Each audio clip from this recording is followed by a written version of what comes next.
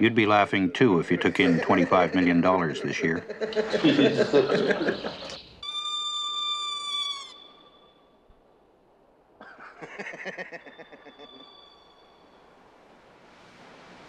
When he started out, Bob Keen was what they call a cat skinner, driving caterpillars, moving dirt.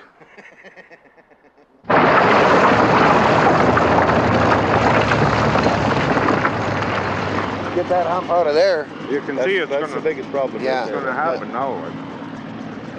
Well, he's getting How many yards come out of this hill? It'll be about 1.2 million in this cut here. 1,200,000 yards.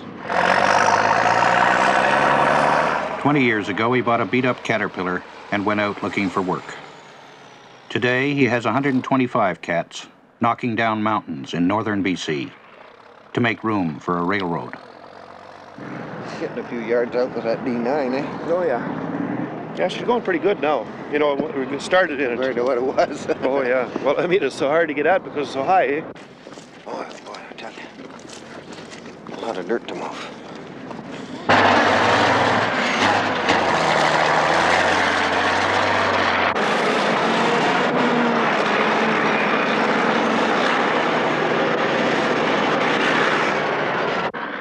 He ain't too big, Bob, but he's one tough little bugger. Most cat skinners are little guys. The big ones, they don't bounce around so good. By and large, they're drinking men, but not in the bush. In the bush, they move dirt and save money, up to $800 a week.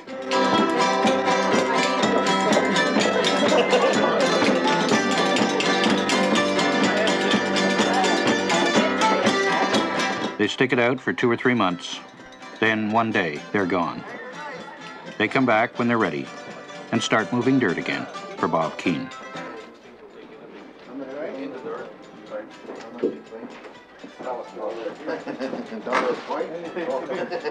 Oh, Bob, he's been known to take a drink himself, you know.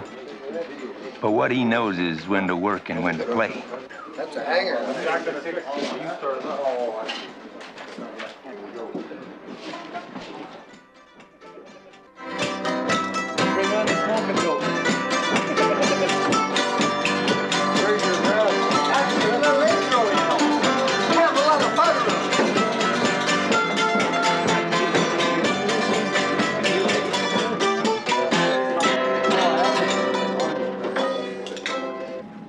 They used to shut down from, I think it was 6:30 till 7:30, sweep the beer parlor up. These guys were in there all afternoon, and I was there. And they got pretty tight, and so they cut the beer off to shut, you know, for this hour. They didn't like that, so they backed the D7 cat up to the door, and they dragged the winch line in there, and they wrapped the winch line around about 4 posts, and they sucked her up, and they said, "Bring some more beer, we'll suck her down." They'd open for a while. Oh, yeah, they brought some more beer, all right, because we took shifts on the cat, and we kept her going to about 6 o'clock in the morning, and they phoned the cops and everything, but there's only 2 cops in for it now from them days. They wouldn't come down. They're a little hard pressed. Yeah, well, they knew whose crew it was. Hey, you know how come they come? Keen got himself $1 million worth of business by the time he was 30, but then fell out with his partner and left Fort Nelson with 9 cents in his pocket. He started over again, and in 10 years has built himself a business worth $17 million. You gonna do as you're told, or you want to run off? They find out where we're at. Bob Keen here. Well, not too bad, but there's only 3 men showed up there. Yeah, they're already Stikeen. I've already got my ears burnt off by Stikeen already. The 3 men wasn't going to help much. I think by tonight there's going to be quite a bit of iron down. He's not too agreeable or doesn't seem to think there's a problem there, and there sure as hell is. He just says, well, 3 men's all we need here, and that's a bunch of BS.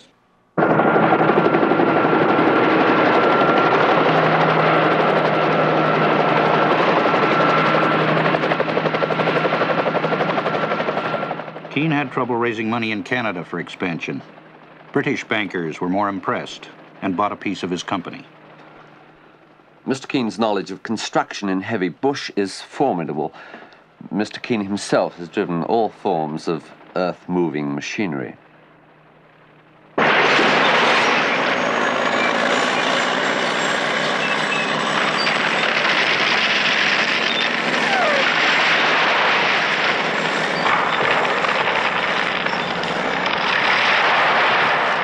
Do you understand those figures now? Or have Well, you Bob, had it's not a question not time to...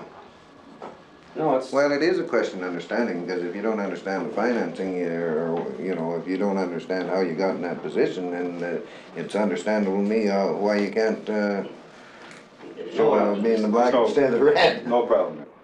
If we don't show a profit, I'm not interested in the company. R.J. Keen is now diversifying. He recently rescued Oil Patch Pipeline from bankruptcy in return for a controlling interest. If worst come to worst, Bob, we could go painting up at, you know what, I mean, that's the kind of work these guys have done. They started out that way, and... I'm the man with the money in this, and the worst is here, and I want to, you know, if you can make $1 painting, let's get painting, because every nickel counts. Look at the costs, what your costs were on the last jobs you've done, and see if you can't compare them with costs of other people, because I don't, you know, there isn't, these little contractors aren't going broke every day. And, you know, we say, well, we can't do it for that price. You keep coming in there saying somebody else, well, Jesus, they've bid so low they can't do it for that price, and yet I don't see in the paper where they went broke. They must be making money, so all it does is tell me that your cost must be higher through poor management or poor field management. I want to reiterate that you're in trouble as far as I'm concerned, and I want to see it start up the ladder, so. This is a strong man trick. Oh, anything is wrong with the back.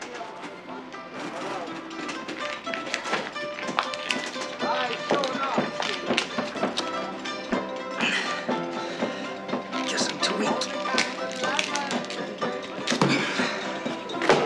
Keen Industries now employs some 625 men, first-rate personnel with a variety of skills. There's a railroad going into a lake they call the Dease, where the men and big machinery make a grade for the great iron beast.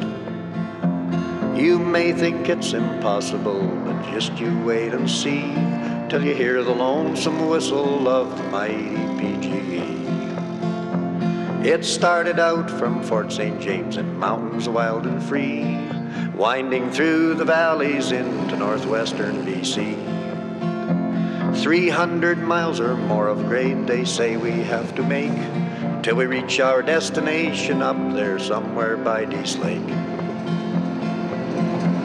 Keen Industries has got the job of making miles of road, so the PGE can lay her tracks and haul them heavy loads of logs and ore and minerals that are in great demand.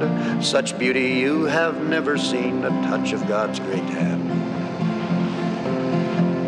10 hours a day, 7 days a week, and the time it drags so slow, and in the long cold winter months through 7 feet of snow. Pushing on towards the end we go without delay, but something to look forward to, Friday is payday. There's lakes and streams and swamps out here, all new around every bend. We seldom get to go to town and visit with our friends, but if you ever have the chance, you must go and see where we built that long and winding road through the Rockies of BC. The company's not that well known in the East, as you know. No. As well as it could be. I'd like to see the year, I think the year after the year-end results, you would have had a full year on the marketplace. There'll probably be a lot of developments which will have taken place and which can be reviewed. A story can then be told. But, you know, in the modern day world of finance, telling the company's story is a full-time job now. Some 300,000 shares have been sold to the public, but Bob Keen retains voting control. You know, it's something that's steady. I mean, the financing would be carried out in Canada for that Pakistan project. Oh, yes. You know, it's... Guaranteed by government sources. Well, it's guaranteed by some Arabian families that have formed an investment company, and they also have a working agreement. I understand they have a working agreement with the president of Pakistan. The money is coming from sheikdoms.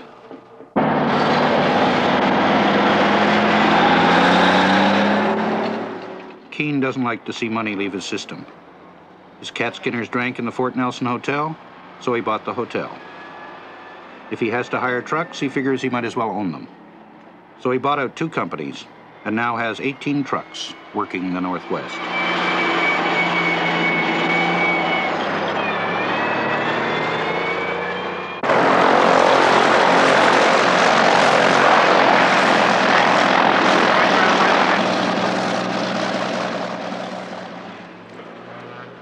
It's all socked in. Bear Lake's all socked in, Joe. In 1970 and 71, Keen bought up 2 small airlines. Now he owns 20 fixed-wing aircraft, flying charter in northern BC and the territories. Keen himself is an old bush pilot who still likes to fly close to the trees. Fort Nelson radio, POI is rolling, runway 21. Contact at 40 after the hour.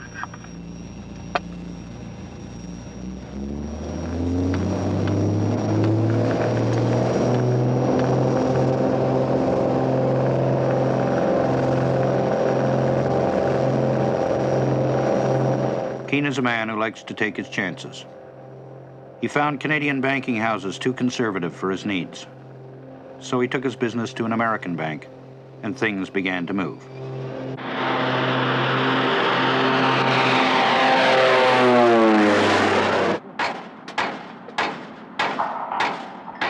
Well, do you know where that flange is at that we've got coming out to Whitecourt? He's now in the oil industry. He bought 90% of Pinewell Limited, 12 rigs servicing oil wells.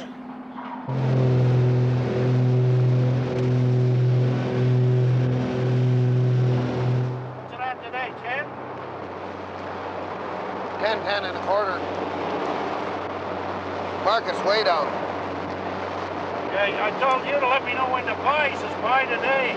It'll never get lower. You've got 300,000 shares out? Yeah, but about 50 or 60,000 of those are trading in the States.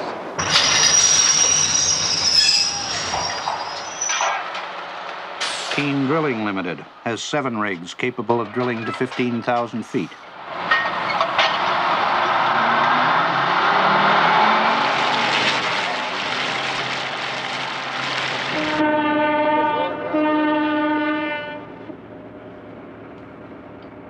Streeper Marine Transport and Eagle Industries, operating 10 barges on the Mackenzie, now owned by Keen Industries. This brings Keen's holdings to 14 separate companies with a gross annual revenue of $25 million.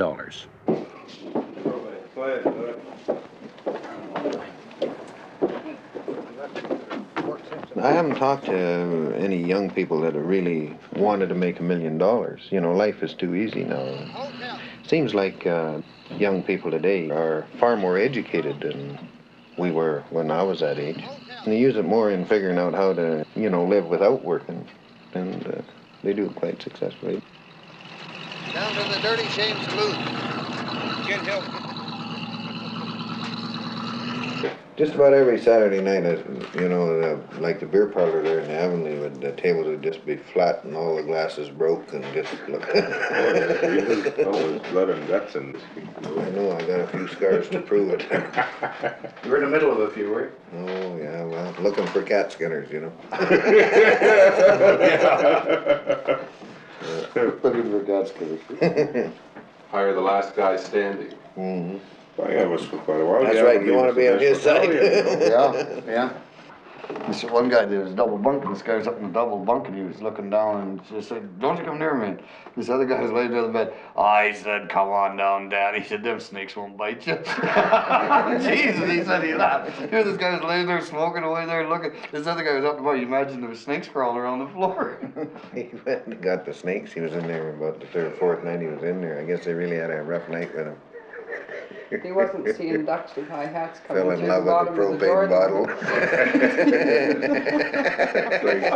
bottle. Wayne Davis last fall, he got the snakes out there and he said, "You leave that, leave her alone, she's my girl." And here was an old propane bottle sitting there.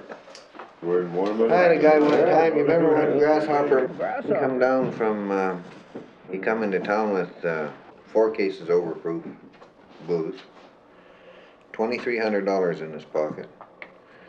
And it was about the Christmas time, about 22nd of December. The incredible thing about the Northwest is that most of the stories they tell are true.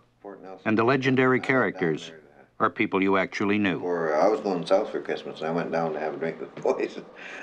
He was right out of his mind then. And so was the whole hotel. They tore about 3 doors off the room's end so they could talk back and forth. There was women and everything going every place. And booze, bottles rolling down the hall. And so I got out of there and come home and driving through town to go to Dawson Creek. And here's Grasshopper going across from the Fort Nelson to Avonlea. His bare feet, no shirt on, and his pants, no belt in his pants. He was holding his pants up and he was walking across the Avonlea, see? So I didn't let on as if I knew him. I just kept on going. I come back on the 27th of December, which was only about 5 days. It cost me $1,800 to bail him out. Jesus, he really did a job, didn't he? Yeah. Damage to the hotel and everything, you know. Yeah. Was he one of your boys? Oh yeah, good man in the bush. Like I just finished telling you, we got $3 million from public issue on November the 3rd. We've increased our bank line from $3 million to $6 million, and that's in 6 months. And we need $5 million at this point just to handle what we got going right now. What percentage do they expect to go down to Mackenzie? 20,000 ton of it. 20,000. 20,000. Well, I was told anybody who's going to guarantee 30,000 ton is figuring on 50,000 ton.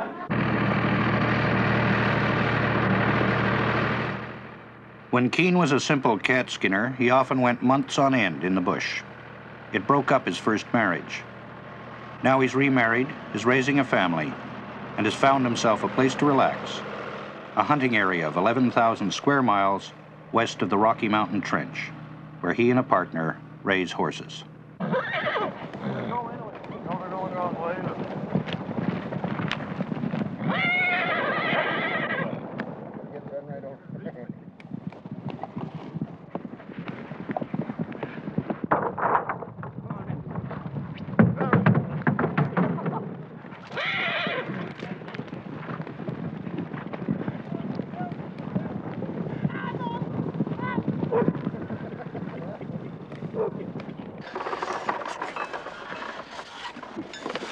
What do you want to do? Look at that dirty bastard. Just a snapping at that. All them range horses just fight. And the bears fight the colts. What's that? Which one? Give him a $5 ride, Frank. They cut him open, and he was shot right through the heart. And that bugger went 100 yards. Well, he said if he'd have been on shore, and that damn thing would have come right at him, you know. But they claim that a grizzly bear's heart only pumps about once to every time, like for instance, a man does twice.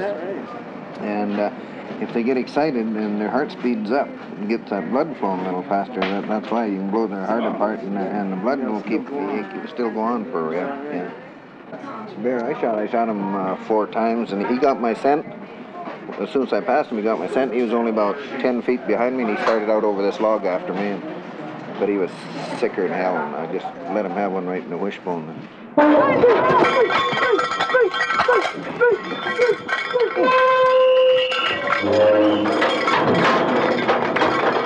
After you tame him down, maybe I'll ride him. Just the fellow you told me was going to be it. That number 5 will. You take him out first, I'll take him out. Wait. Okay, let him go.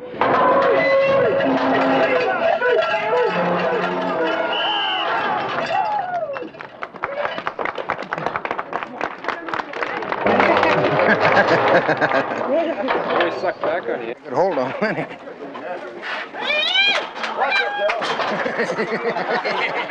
Oh, my God.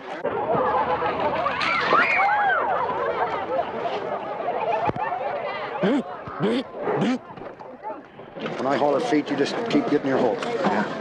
When I haul her, get off, start getting off. Remember what I told you, get that hand out. And then don't go ahead. Come back, throw your leg up. Don't get off the hard way. Your ass will maybe drag it.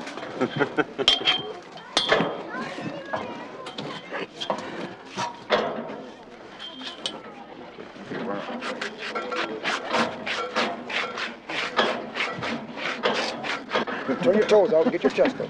Don't lean back. Bob, let's go and get that wild one. Lean, follow him up. Oh, Bob, now think about the chest. Okay, let him go. Find it out! Find it out! Find it out! Find it out! Find it out!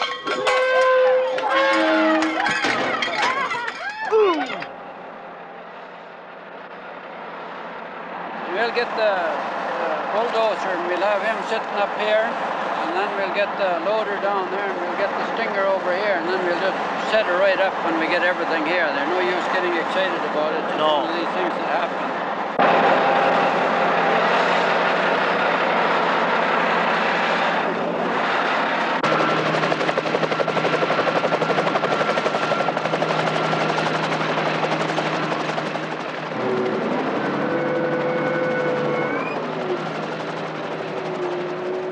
Accident with a grader, right? Yeah, nothing serious. We set it up this morning. No damage. No. The guy got hit in the head, though. Yeah. And I think what happened, he fell asleep coming from the far end this way. He was walking it up like that. Yeah. Keen, he once had one of them big crawler tractors go through the ice on the Liard. And he flies out and it's 30 below zero with the wind blowing. Ties a rope around his middle, grabs a tail chain and dives in. He didn't need no towel either when he came out. That water just froze into sheets of ice and slid right off him. As the empire grows, the problems multiply. Guardians of the environment, like fisheries experts, look on the big outfits with misgiving. Keen obeys the rules, but figures if you want people, you're bound to lose a few fish. Any construction company is going to get away with what they can. It's a matter of economics for them. You know, they're here for one purpose, to make money. This outfit here would do it too. They'd shove it all in the river and let it go, and it silts the river so bad. We lose spawning grounds for years out of it till it cleans itself up again. Sometimes you never gain that ground back. What he does is he watches your procedure. You're supposed to use, a certain procedure to go by them cuts or go close to the river, and he makes sure that you do it the proper way, The proper way for the fisheries is backwards for us, but that's the way we have to do it. The heaviest trophy in the world. Yeah, it weighs about 35 pounds or 40 pounds. Bob Keen, the competitor, likes to win. He sponsored a chuck wagon team, and it won the world's championship. He thinks he may drive it himself next year. The R.J. Keen outfit there. As you see, from Fort Nelson. Did you ask him? Hey? Yeah, he went up to protest, but see, it cost $25 to protest. I hope I'm right or I'll have cough up with the 25 bucks. There they go! A great start. Stoves in, pulls in, outriders making for the mountain. Stove left behind. Archie Hackmell's outfit is left the Stove behind. A barrel is being knocked over. Stuart Branch has knocked the barrel over. R.J. Keen with Ralph Diggins gets them out in front, and the other three are much right in behind. But penalties will tell the tale here. Into the back stretch, and it's a flying race.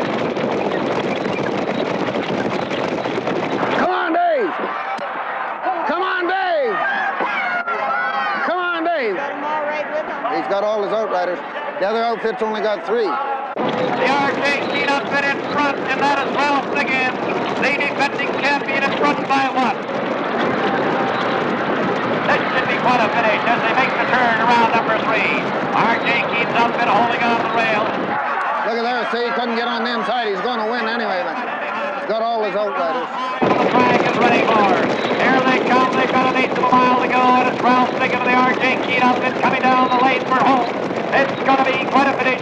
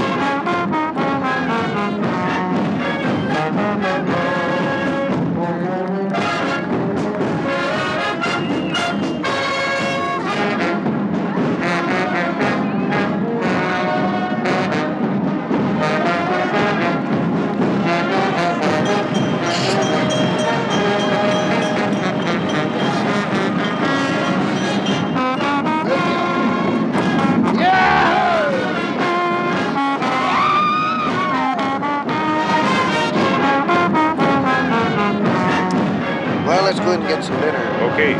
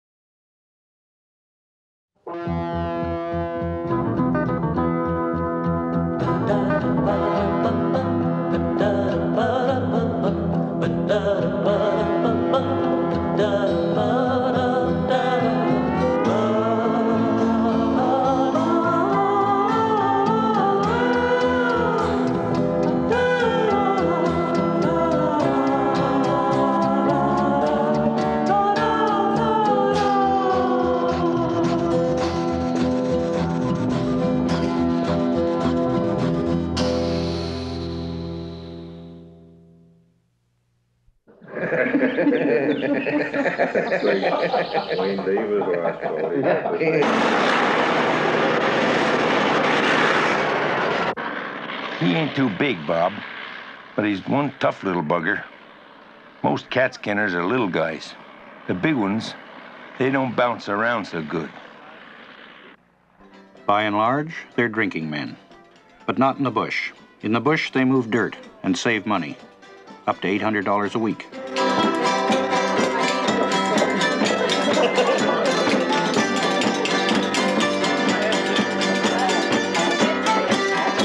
They stick it out for 2 or 3 months.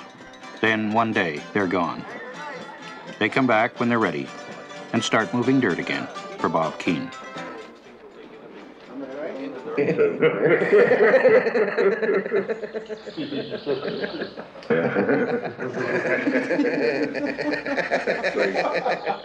You'd be laughing too if you took in $25 million this year.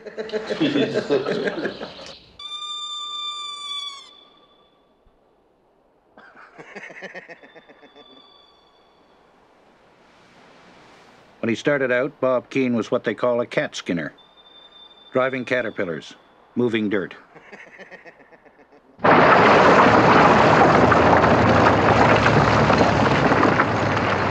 Get that hump out of there. You can see it's that's the biggest problem. Yeah. It's going to happen now. Well, he's getting it. How many yards come out of this?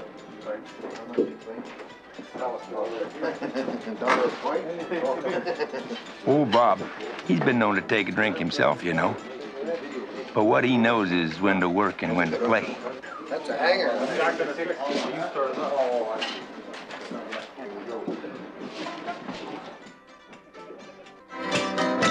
Bring on the smoking dope. Where's your brother? That's a little intro, you know. You have a lot of fun.